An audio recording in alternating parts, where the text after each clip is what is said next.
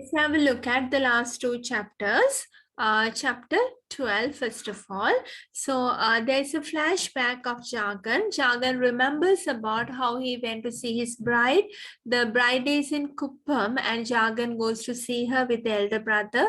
And we can see the responsibilities of the elder brother, the advice given by the elder brother to Jagan, and also the fact that how the proposal or proposed marriages took place and the youngsters never decided about their lives by themselves.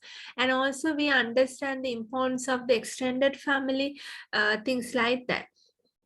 And furthermore, the episode or this chapter also shows us about the customs related to arranged and traditional marriages.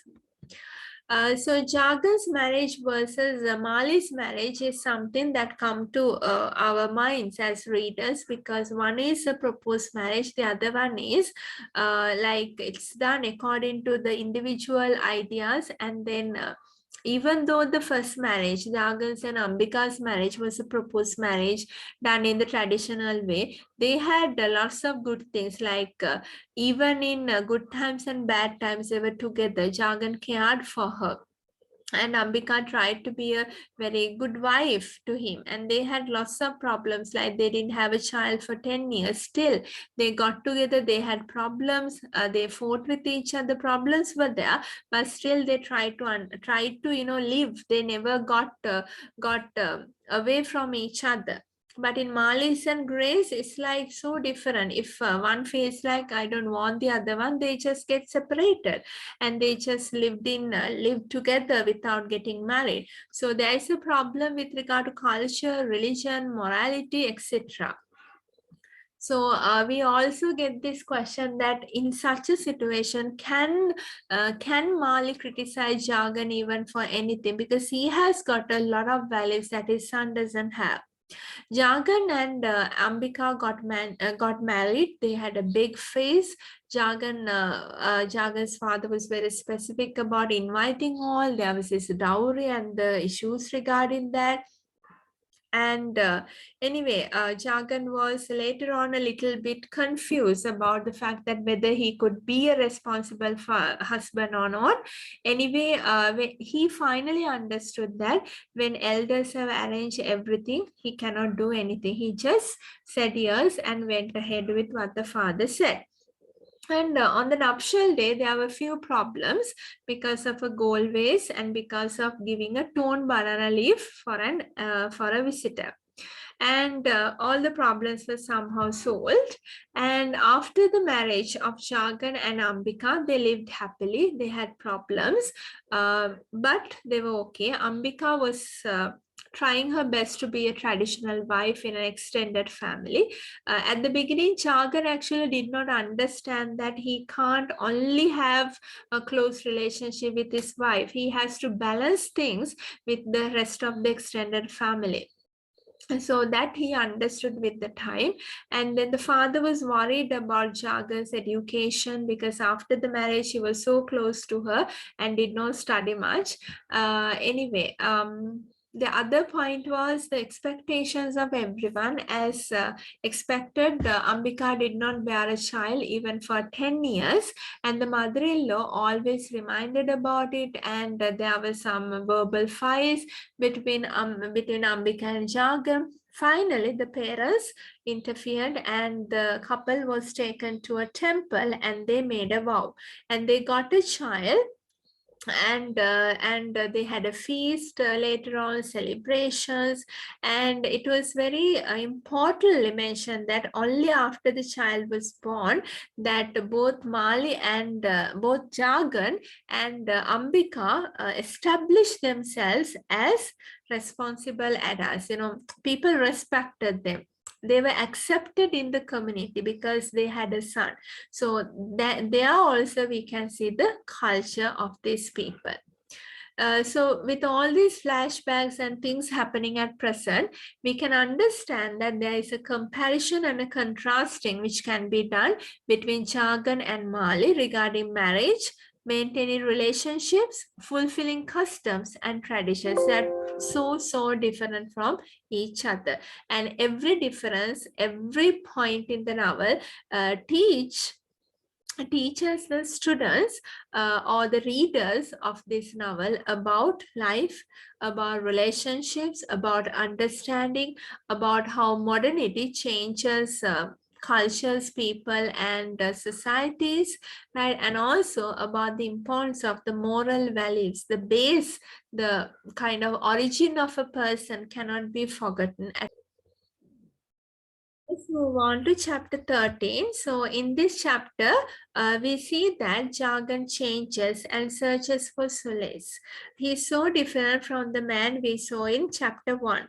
Jagan, as all known, is a very good follower of Gandhi, Ahimsa, and he spins cotton, and he does his social service, reads Bhagavad Gita, leads a simple life. He let his parents choose everything in his life. He has a very good traditional foundation. However, people who came after the Gandhian movement or during the post-colonial context, so after colonialism, after the British went, those people had quite an opposite behavior, like Mali's generation. And thus by the end of the novel we find a different Jagan, because now his son's generation is so different. What he expects from the son never happened, and he only became sad and worried and disappointed after doing everything for the son.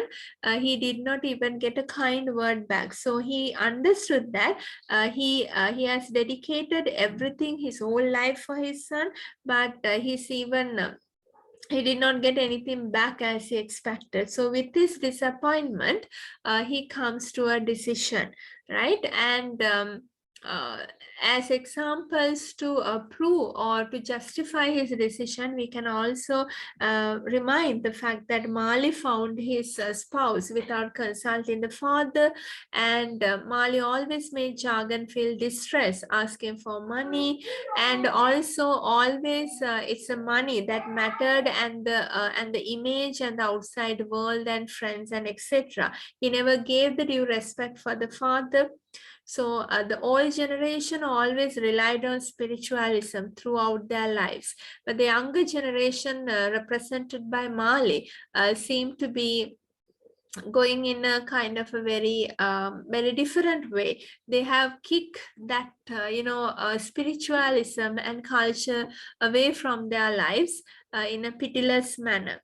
And the modern generation is only attracted to superficial and materialistic things. That's what Jagan says, and we cannot say that it is not true, because not like Jagan, Mali brings a wife and then also to leave as well. So very superficial love also.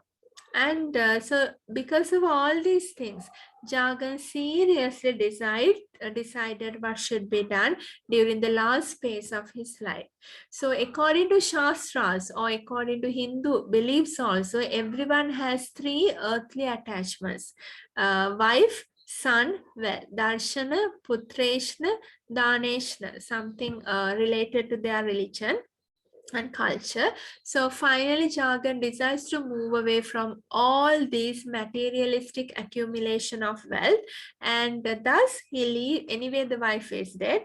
He leaves his son, and he leaves with wealth also. The cousin will look after the shop, and he also thinks that even though initially or at the beginning he is shocked to hear that Mali is imprisoned because of his mistakes, Jagan anyway finally thinks that my son should get a lesson, maybe in the prison. So can't help. And finally, he goes in search of his solace and happiness. And according to the traditional Indian way of life, the last phase of life is sannyasi. That is, a traditional Hindu, first of all, lives life as a child, then young man, then as a middle-aged man who is established in life, and finally sannyasi, or going for almost to lead a life of a hermit.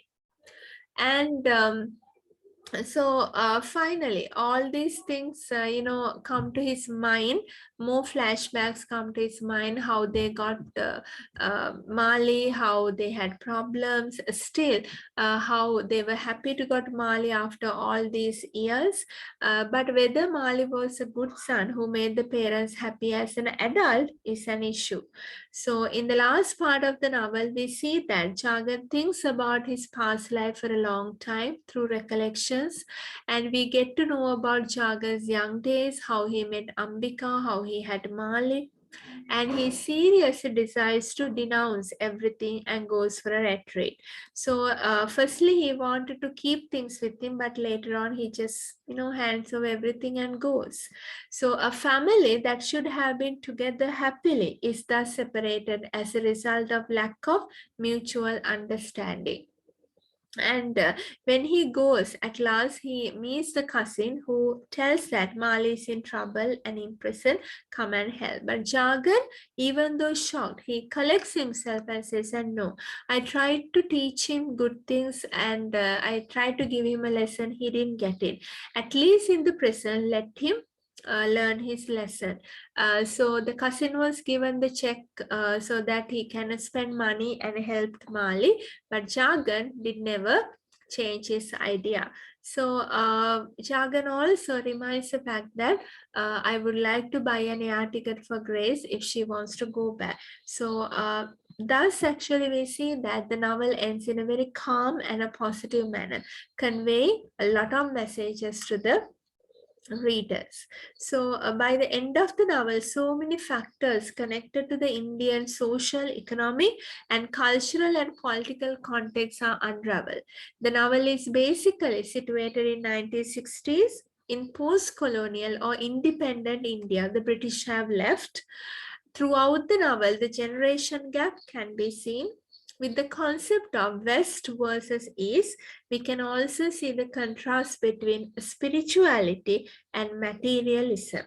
So hope that these ideas help you to remind yourselves about the novel.